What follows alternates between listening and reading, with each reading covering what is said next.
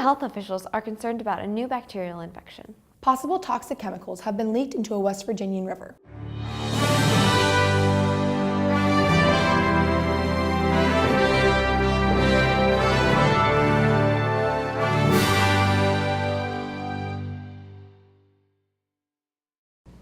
Good evening, my name is Sydney Kraska. And I'm Emily Perez. Welcome to KWEN News at 10. A new outbreak of a bacterial infection is concerning Iowa public health officials. 6 outbreaks have already been reported. This infection, as of now, does not have a quick fix because it is so new. Most cases are somewhat severe, yet go undiagnosed because if not too painful, patients just wait out the infection.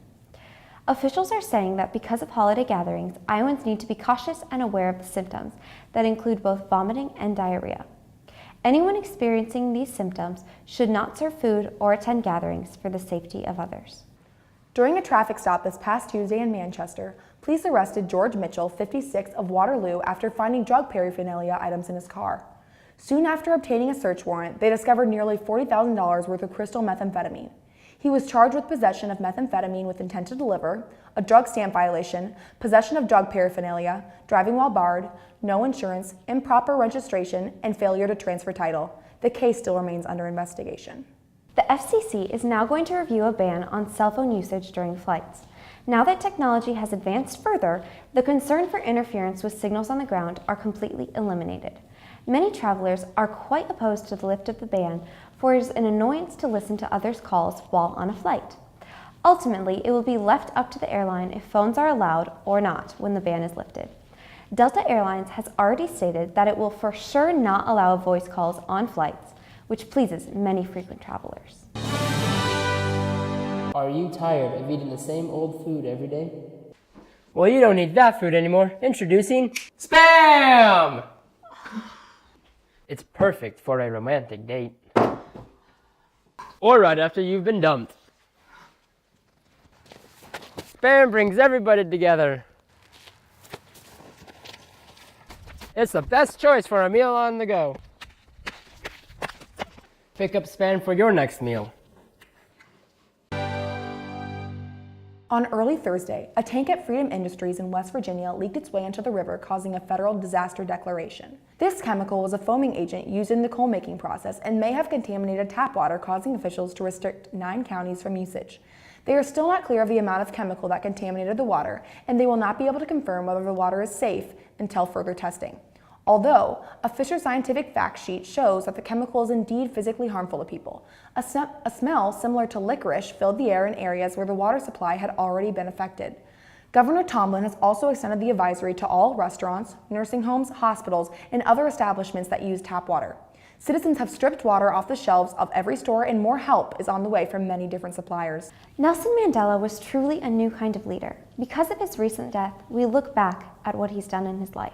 Because he was in jail for 27 years, Mandela was able to realize his potential greatness, leading to his success against the apartheid in South Africa.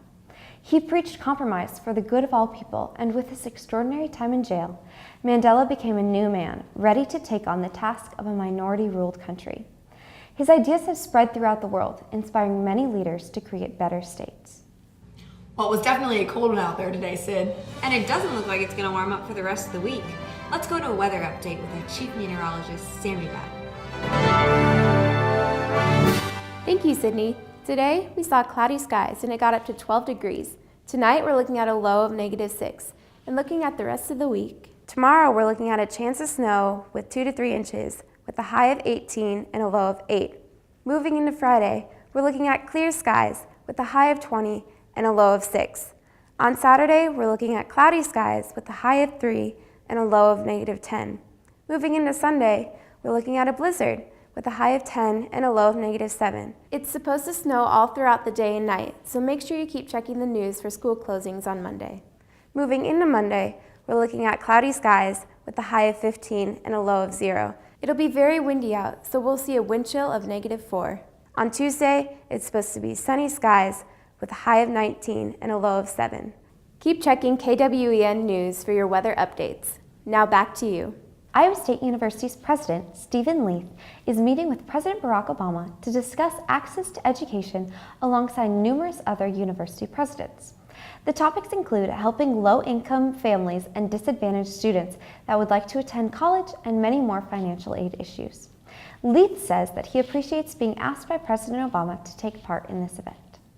According to the Huffington Post, Drake University and University of Iowa are among the most interesting colleges to go to. These colleges were ranked for being more than just good at one thing like academics or sports. Instead, they have much more to offer. These two Iowa universities were 2 of 19 colleges on the list, ranked with MIT and Boulder. Each school is depicted quite differently, as U of I shows a girl drinking alcohol through a funnel, while the Drake section depicts the beautiful bulldog contest. Each school offers a very different environment and offers many new opportunities. Each week, we try to bring you a piece of another culture. This week, we're off to Switzerland. Now to our feature reporter, Mara Mapes, with the story. The Carnival of Basel is one of the biggest carnivals in Switzerland. Here to talk about it with me is Valeria Winkelmann, a native from Switzerland. Valeria, what exactly is the carnival? As you said, it is one of the biggest carnivals in Switzerland. People would get together in big groups and walk through the streets. They would all wear the same crazy costumes and masks and play their music. They will hand out candies and toss confetti and just have a lot of fun. Interesting. When is the carnival and how long does it last? It starts on the Monday after Ash Wednesday at 4 o'clock in the morning, and then it goes on for 72 hours. So you stay up for a whole 3 days? Yes, basically. Since you've participated in the carnival, what is your favorite part about it? My favorite part about the carnival is just to spend some time with your friends, having a lot of fun and play the music and be happy. Thank you for talking to us about it. It sounds like a very fun experience. Thanks for having me, or as they would say in my country, merci vielmals dat je kon da zijn. This has been Mara Mapes for KWEN. As the new year started, so did many new laws. On January 1st, 2014, an estimated 40,000 new laws, regulations, and resolutions were approved to take effect by state legislators in 2013.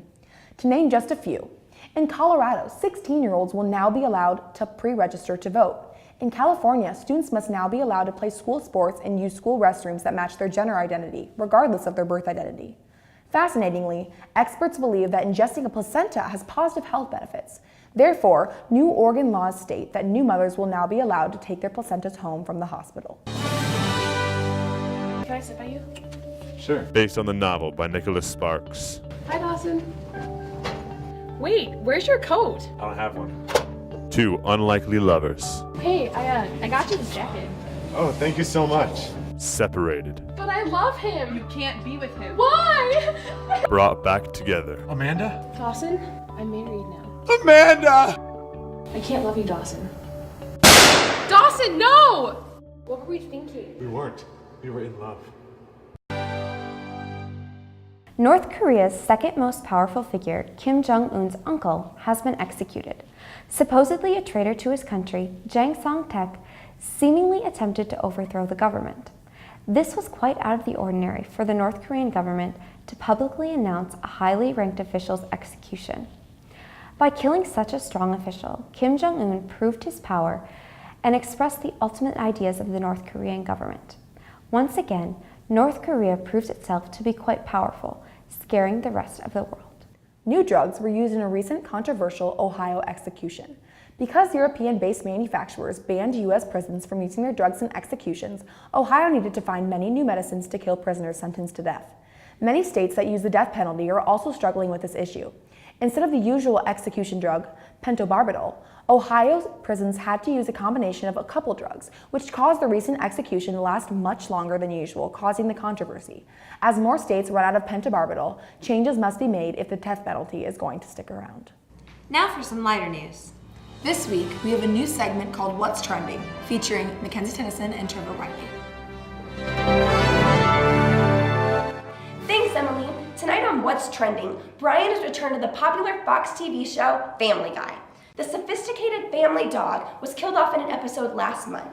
Brian returns after a lot of disapproval from fans, but the show's producers say he was never actually gone. Creator Seth MacFarlane tweeted after Brian's return, "I mean, you didn't really think we'd get rid of Brian, did you?" Disney's new movie Frozen hit theaters this November and has been incredibly successful since then.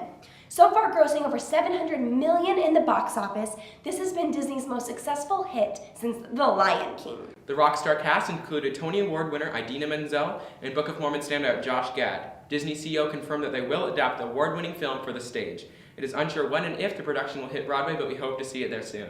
And another Disney movie, The Beauty and the Beast, may just be among the many classics that gets remade in the next year. The film will supposedly star Emma Watson. This tale as old as time will most likely be taking a wild adult spin on the classic fairy tale. And now, speaking of beloved characters, the last female Munchkin from The Wizard of Oz has just died today at 95.